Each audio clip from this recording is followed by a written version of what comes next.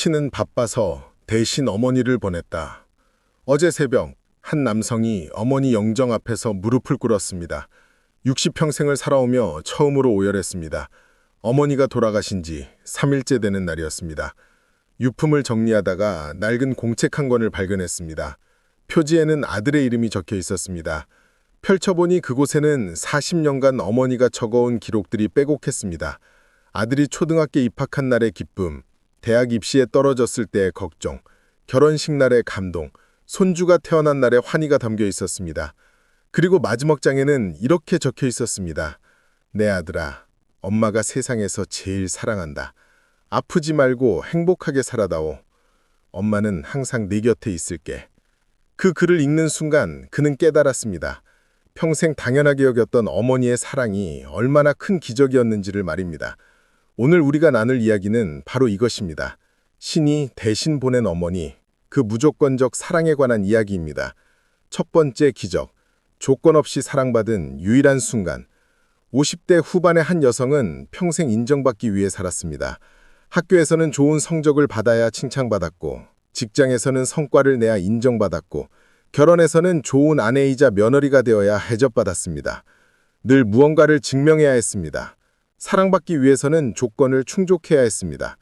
그런 그녀에게 유일한 예외가 있었습니다. 바로 어머니였습니다. 어머니는 그녀가 무엇을 하든, 무엇이 되든, 어떤 모습이든 사랑했습니다. 성적이 나빠도, 실직을 해도, 이혼을 해도 어머니의 사랑은 변하지 않았습니다. 젊었을 때는 그것을 당연하게 여겼습니다. 어머니니까 당연히 자식을 사랑하는 거라고 생각했습니다. 하지만 나이가 들어 자신이 어머니가 되고 나서야 깨달았습니다. 조건 없이 사랑한다는 것이 얼마나 어려운 일인지를 말입니다. 자신도 자녀를 사랑했지만 어머니처럼은 못했습니다.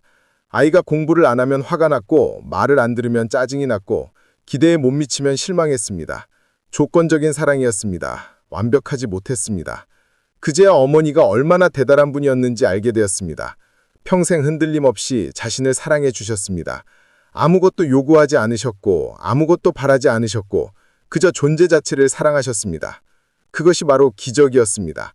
어느 날 어머니께 물었습니다. 어떻게 그렇게 사랑할 수 있느냐고, 힘들지 않으셨느냐고 질문했습니다. 어머니는 웃으며 대답하셨습니다. 너는 엄마의 전부라고, 사랑하는데 이유가 필요하냐고 말씀하셨습니다. 그날 그녀는 울었습니다. 평생 찾아 헤맨 무조건적 사랑이 바로 곁에 있었습니다. 당연하게 여겼던 어머니의 사랑이 세상에서 가장 귀한 것이었습니다. 이제야 알게 되었습니다. 너무 늦게 깨달았습니다. 두 번째 희생, 자신을 지우고 자식을 채운 삶. 60대 초반의 한 남성은 성공한 사업가였습니다. 큰 회사를 운영했고, 부를 쌓았고, 사회적 명망도 얻었습니다. 사람들은 그를 부러워했습니다. 하지만 그는 알고 있었습니다. 자신의 성공 뒤에는 어머니의 희생이 있었다는 것을 말입니다. 어머니는 평생 자신의 꿈을 접었습니다. 젊었을 때 교사가 되고 싶었지만 결혼하면서 포기했습니다. 아이들을 키우기 위해 자신의 꿈을 뒤로 미뤘습니다. 그러다 영영 기회를 잃었습니다.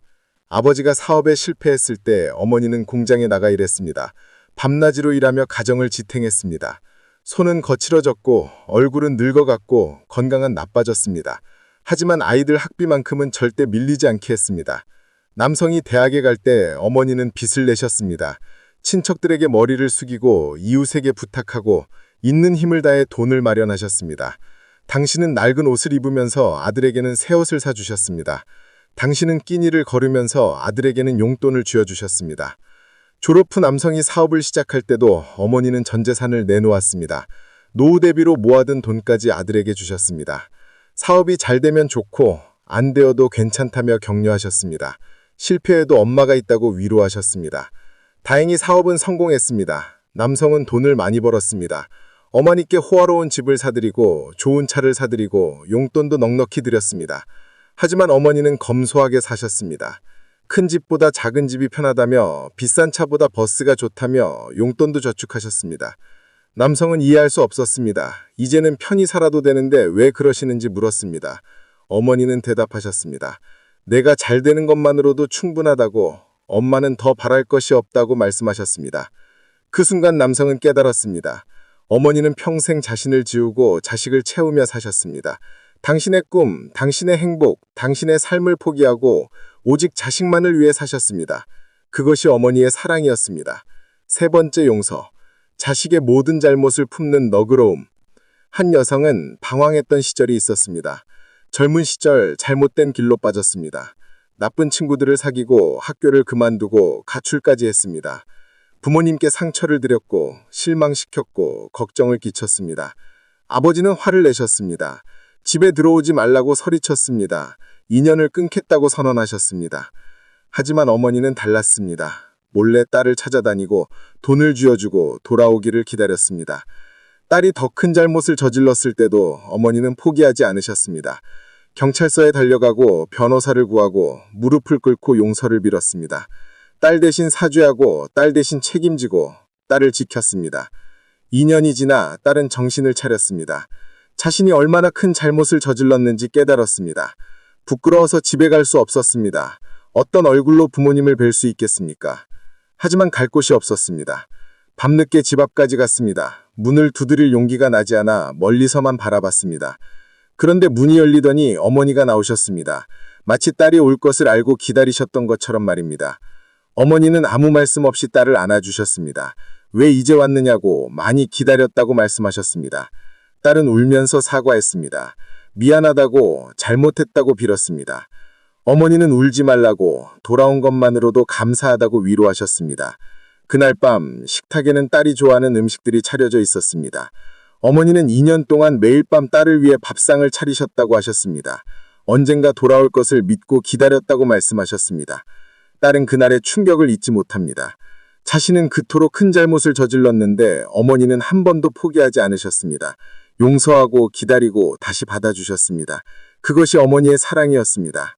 네 번째 직감. 자식의 아픔을 먼저 아는 초능력. 60대 중반의 한 남성에게는 신기한 기억이 있습니다. 어릴 때 학교에서 다쳤던 날의 일입니다. 친구들과 놀다가 넘어져서 다리를 삐끗했습니다. 아팠지만 참았습니다. 집에 가면 혼날까봐 말하지 않았습니다. 학교에서 돌아오는데 집 앞에 어머니가 서 계셨습니다. 평소에는 안 그러시는데 그날따라 마중을 나오신 것입니다. 어머니는 아들의 얼굴을 보더니 물으셨습니다. 어디 다쳤느냐고, 괜찮으냐고 걱정하셨습니다. 남성은 놀랐습니다. 말하지도 않았는데 어떻게 하셨을까요? 어머니는 그저 느낌이 왔다고 하셨습니다. 갑자기 가슴이 답답하고 불안해서 나와 기다렸다고 설명하셨습니다. 비슷한 일이 몇 번 있었습니다. 대학 시절 시험에 떨어져 힘들어할 때 어머니가 전화하셨습니다. 목소리만 듣고도 무슨 일이 있었는지 아셨습니다. 직장에서 문제가 생겼을 때도 결혼 생활이 힘들었을 때도 어머니는 알고 계셨습니다. 말하지 않아도 아셨고 숨겨도 보셨고 멀리 있어도 느끼셨습니다. 어머니는 설명하셨습니다. 내가 내 뱃속에 있을 때부터 연결되어 있다고. 그 연결은 평생 끊어지지 않는다고 말씀하셨습니다. 이제 남성이 자신이 아버지가 되었지만 그런 직감은 없습니다. 자식이 힘들어해도 말하기 전까지는 모릅니다. 표정을 봐도 잘 모르겠고 목소리를 들어도 확신이 서지 않습니다. 어머니처럼 초능력 같은 직감은 없습니다. 그제야 깨달았습니다. 어머니와 자식 사이에는 특별한 무언가가 있습니다. 설명할 수 없는, 과학으로 증명할 수 없는 신비로운 연결이 있습니다. 그것이 바로 어머니의 사랑입니다. 다섯 번째 기도.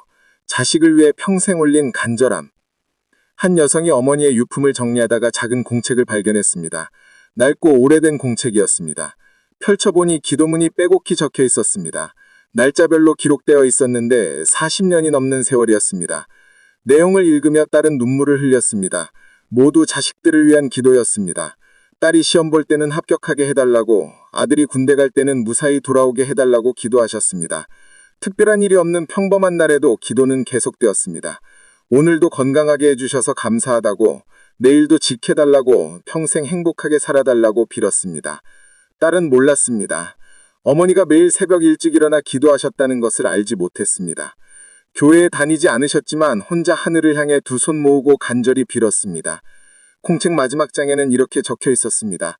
내 아들아, 엄마가 세상에서 제일 사랑한다. 아프지 말고 행복하게 살아다오. 엄마는 항상 네 곁에 있을게. 그 글을 읽는 순간 딸은 무너졌습니다. 평생 어머니는 자신을 위해 기도하지 않으셨습니다. 오직 자식들만을 위해 빌었습니다. 당신의 건강, 당신의 행복, 당신의 소원은 없었습니다. 자식이 잘 되는 것, 그것이 어머니의 유일한 소원이었습니다. 딸은 후회했습니다. 어머니가 살아계실 때 더 잘해드릴 걸, 더 자주 찾아뵐 걸, 더 많이 사랑한다고 말할 걸. 후회했지만 이제 어머니는 안 계셨습니다. 6번째 깨달음. 어머니는 신이 보낸 기적이다. 지금까지의 이야기를 정리하면 이렇습니다. 어머니의 사랑은 인간의 사랑이 아닙니다. 조건이 없고 대가를 바라지 않고 끝이 없습니다. 자식이 무엇을 하든 용서하고 어디에 있든 걱정하고 언제든 기다립니다. 그것은 인간이 할 수 있는 사랑이 아닙니다. 신의 사랑에 가깝습니다. 무한하고 영원하고 완전합니다. 그래서 사람들은 말합니다. 신은 모든 곳에 있을 수 없어서 어머니를 만들었다고 말입니다. 우리는 평생 어머니의 사랑을 당연하게 여깁니다. 어머니니까 당연히 사랑하는 거라고 생각합니다. 하지만 그것은 당연한 것이 아닙니다. 기적입니다. 축복입니다. 선물입니다. 세상에서 나를 가장 사랑하는 사람, 나를 위해 목숨도 버릴 사람,